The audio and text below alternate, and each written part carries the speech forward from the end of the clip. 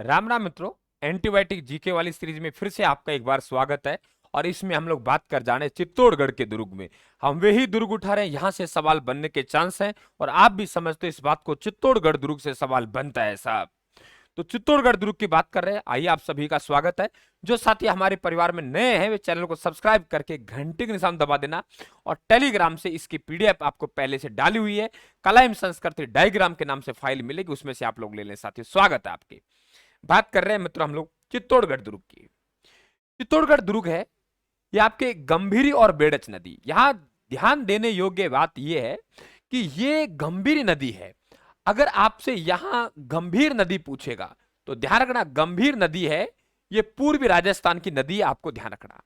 तो गंभीरी और बेड़च नदी के संगम पर ये चित्तौड़गढ़ का दुर्ग एक पठार पर बना हुआ है। अरावली पर्वतमाला का पठार है और उस पठार का नाम क्या है? मेसा पठार। तो मेसा पठार पर यह दुर्ग बना हुआ है। बात क्लियर हुई? संगम पर जरूर है लेकिन नदी जल दुर्ग नहीं आएगा, मेसा पठार पर दुर्ग बना हुआ है। बात करते हैं निर्माण की दोस्तों।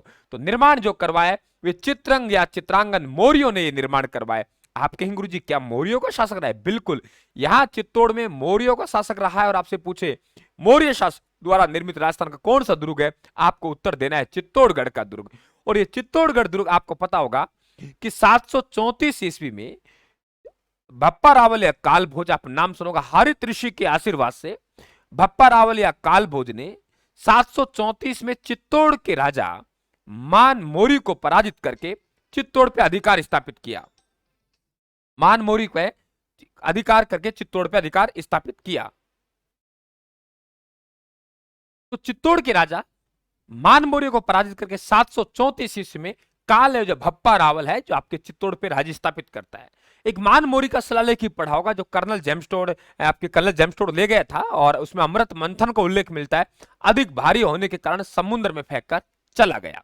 तो वे भप्पा रावल या कालभोज, तो इसका मतलब मौर्यों का शासक रहा है, मौर्य द्वारा निर्मित है। चित्तौड़ दुर्ग की बात करें आधुनिक दुर्ग का निर्माता, तो आधुनिक दुर्ग का निर्माता हम किसे कहते हैं? महाराणा कुंभा को कहते हैं। बात क्लियर हुई? अब ये दुर्ग है, इसमें आपके दो स्तंभ आपको ध्यान रखना है। एक ये आपको दिखाई दे रहा है, देखिए मैं आपको बताता हूं। तो ये बात तो अपनी क्लियर हुई, कोई दिक्कत नहीं है किसी प्रकार का, एकदम क्लियर हुआ भाई यहां से। अब बात करते हैं आगे दोस्तों, ठीक है? देखिए ये चित्तौड़गढ़ का दुर्ग है, ये एक सामरिक दृष्टि से बहुत महत्वपूर्ण दुर्ग है। आप जैसे जाएंगे, ये हमारा राजस्थान का मानचित्र है, आप मानचित्र देखेंगे इधर, तो ये राजस्थान का मानचित्र इस तरह बनाएंगे हम लोग। तो ऊपर से हम दिल्ली से चलेंगे, है ना? तो दिल्ली से दक्षिणी भारत जाएंगे तो चित्तौड़ बीच में आएगा। और इधर गुजरात है, गुजरात इधर है, और मालवा। तो गुजरात और मालवा के रास्ते में यह दुर्ग पड़ता है। तो सामरिक दृष्टि से चित्तौड़गढ़ का दुर्ग बहुत महत्वपूर्ण दुर्ग है। और यहां तक कहा है कि गढ़ तो गढ़ चित्तौड़, बाकी सब गढ़ैया। कि गढ़ तो गढ़ चित्तौड़ है, बाकी सब क्या है? गढ़ैया। तो चित्तौड़ का गढ़ है, ये आप लोगों के सामरिक दृष्टि से बहुत महत्वपूर्ण दुर्ग है। और सभी दुर्गों में ये सिरमौर कहलाता है। लेकिन ध्यान रखना, अगर आपको चेंज किया जाए और आपसे कहे नहीं हमें तो बताइए जो जागीरदार हैं, जागीरदारों के दुर्गों का सिरमौर, जागीरदारों के दुर्गों का सिरमौर। तो जागीरदारों के दुर्गों का जो सिरमौर है वे कौन सा दुर्ग कहलाएगा? तो वे कुचामन का दुर्ग कहलाएगा। ये इंपॉर्टेंट बात है, कुचामन का दुर्ग। अगर दुर्गों का सिरमौर पूछे तो बात खत्म हुई। अगर जागीरदारों का दुर्गों का सिरमौर, क्या कहा मैंने? जागीरदारों का दुर्गों का सिरमौर। अच्छा क्वेश्चन बनेगा, जागीरदारों का, जागीरदारों का दुर्गों का सिरमौर। कहने का मतलब जागीरदारों ने जो दुर्ग बनवाए उनमें सिरमौर कौन सा है? तो आप कहेंगे कुचामन का दुर्ग है। तो गढ़ चित्तौड़, बाकी सब गढ़ैया, राजस्थान का गौरव, ठीक है, सब आप लोगों के चित्तौड़गढ़ दुर्ग के उपनाम है। लेकिन जागीरदारों का दुर्गों में सिरमौर पूछे तो ध्यान रखना कौन सा दुर्ग आएगा? आप लोगों का कुचामन दुर्ग आएगा। बात क्लियर हुई? तो सामरिक दृष्टि से बहुत महत्वपूर्ण दुर्ग है। अब यहां पे जो दिल्ली सल्तनत के राजा थे, दिल्ली मुगल बादशाह थे, उनकी चित्तौड़ पे नजर रहती थी, वे चित्तौड़ पे अधिकार करना ही चाहते थे, ठीक है, आपको पता होगा। और ये मुगल मेवाड़ मुगल संधि हुई थी, उसमें भी एक शर्त ये थी, चित्तौड़ का दुर्ग है, मेवाड़ के महाराणा को वापस लौटा दिया जाएगा, लेकिन मेवाड़ का महाराणा उसकी मरम्मत नहीं करवाएगा। और अमर सिंह ने संधि की, आगे जगत सिंह प्रथम नाम का एक राजा होगा जो चित्तौड़ दुर्ग के पुनः निर्माण कार्य शुरू करेगा। तो ध्यान रखना, मरम्मत करवाएगा तो मेवाड़ मुगल संधि का उल्लंघन करने वाला मेवाड़ का महाराणा जगत सिंह प्रथम होगा, लेकिन निर्मित मौर्य शासकों द्वारा है। महाराणा कुंभा ने, महाराणा कुंभा ने इसका, यानी आधुनिक निर्माता इस दुर्ग को कहते हैं महाराणा कुंभा कहते हैं, ध्यान रखें। और देखिए जो मुस्लिम शासक रहे उनका यहाँ पे नजरें टिकी रहती थी। और देखिए आप लोग यहाँ पे तो 3 शाखा हुए, कितने शाखा हुए साहब? 3 शाखा। और तीनों शाखाओं में यदि आप लोग देखेंगे तो यहाँ मोटा मोटा हम लोग बात करें तो पहला जो शाखा हुआ है वे कब हुआ है? 1303 में। राजा कौन था? रतन सिंह। बात क्लियर। आक्रमणकारी अलाउद्दीन खिलजी। यहां जौहर हुआ वे पद्मनी और नागमती के नेतृत्व में हुआ, रानी नागमती के। और गौरव और बादल के नेतृत्व में और रतन सिंह के नेतृत्व में क्या हुआ? केसरी हुआ। और आप लोगों 26 अगस्त 1303 को चित्तौड़ पर दुर्ग पे अधिकार कर लिया गया अलाउद्दीन खिलजी ने। और नाम बदल के क्या कर दिया गया? खिजराबाद कर दिया गया। क्या किया? खिजराबाद। बात क्लियर हुई। अब चित्तौड़ का दूसरा शाखा 1534-35 में हो रहा है। मार्च के महीने में अधिकार की तिथि, ध्यान रखना आप लोग, 35 में। विक्रमादित्य राजा था। राजमाता कर्मावती खुद विक्रमादित्य की मां और पत्नी जवाहर बाई, इनके नेतृत्व में क्या होगा? केसरिया होगा, सॉरी जौहर होगा। और बहादुर शाह गुजरात के क्या है? आक्रमणकारी।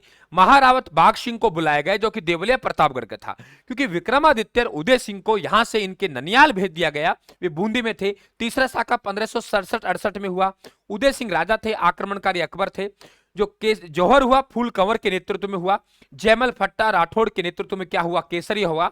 और वे ही केसरिया हुआ जहां वीर कल्लाजी राठौड़ ने जयमल राठौड़ को कंधों पर बिठाया। ये सब बातें आपको मोटी मोटी पता होनी चाहिए साथियों। यहां आप लोगों को 2 स्तंभ आपको दिखाई दे रहे हैं। ये जो स्तंभ है इसका नाम है विजय स्तंभ। ये स्तंभ विजय स्तंभ है, ध्यान रखना।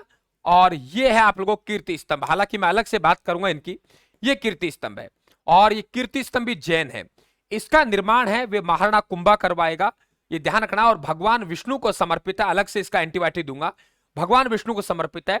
इनका निर्माण जैन व्यापारी बघेरवाल जीजा करवाएगा। और ये भगवान आदिनाथ को समर्पित है। किसको समर्पित है? भगवान आदिनाथ को समर्पित है, ध्यान रखना। ये 122 या 120 फीट ऊंचा है। माध्यमिक शिक्षा बोर्ड की किताबों में 122 दे रखा है। ये आपका 75 फीट ऊंचा है। ये 9 मंजिला है, ये 7 मंजिला है। और तीसरी मंजिल पर 9 बार अल्लाह शब्द लिखा हुआ है। 8वीं मंजिल पर कोई मूर्ति नहीं है। और 9वीं मंजिल पर एक बार आकाशीय बिजली गिर गई, जिसका पुनः निर्माण करवाए। इसका मतलब विजय स्तंभ का पुनः निर्माण, यानी विजय स्तंभ अपने मूल स्वरूप में नहीं है, तो विजय स्तंभ का जो पुनः निर्माण करवाया महाराणा स्वरूप सिंह ने करवाया। बाकी गोरा बादल है, इसमें महल है, आप लोगों को रावत बाघ सिंह की छतरी है आपकी। तो ये सब बातें यहां आप लोगों को याद रखनी पड़ेंगी। तो यहां से आपका क्वेश्चन बन सकता था आपके चित्तौड़ दुर्ग से, जिसमें मैंने बात की है। लगातार सीरीज में बना रहने के लिए हमारे चैनल को सब्सक्राइब कर लेना मित्रों, घंटी के निशान को दबा देना। आनंद आनंद में राजस्थान जीके पढ़िए और राजस्थान जीके में टॉप स्कोर आप प्राप्त कीजिए साथियों। धन्यवाद। राम राम साहब, थैंक यू।